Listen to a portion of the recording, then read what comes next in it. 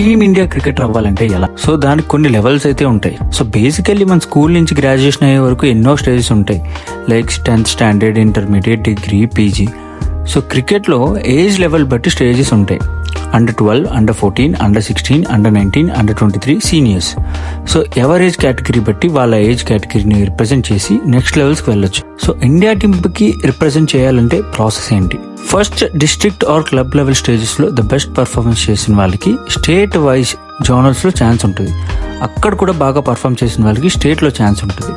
So ఎప్పుడైతే స్టేట్లో బాగా పర్ఫామ్ చేస్తారో అప్పుడు ఇండియా వైడ్ జోనల్స్లో ఛాన్స్ దొరుకుతుంది. అది Under-12 అవ్వచ్చు, Under-14 అవ్వచ్చు, సీనియర్స్ అవ్వచ్చు. ఎప్పుడైతే స్టేట్ లెవెల్లో బాగా పర్ఫామ్ చేస్తారో ఖచ్చితంగా రంజీ ట్రోఫీ, సీకే నాయుడు, విజయ్ హజారే, సయీద్ ముస్తక్ అలీ ఈ అన్నింటిలో మీ పర్ఫార్మెన్స్ బట్టి కన్సిడర్ చేస్తారు. ప్రతి పర్ఫార్మెన్స్ కౌంట్ ఉంటుంది. ఏ టోర్నమెంట్స్లో ద బెస్ట్ కన్సిస్టెంట్ పర్ఫార్మెన్స్ ఇస్తారో అప్పుడు మీకు ఖచ్చితంగా ఐపీఎల్లో కానీ, దులీప్ ట్రోఫీలో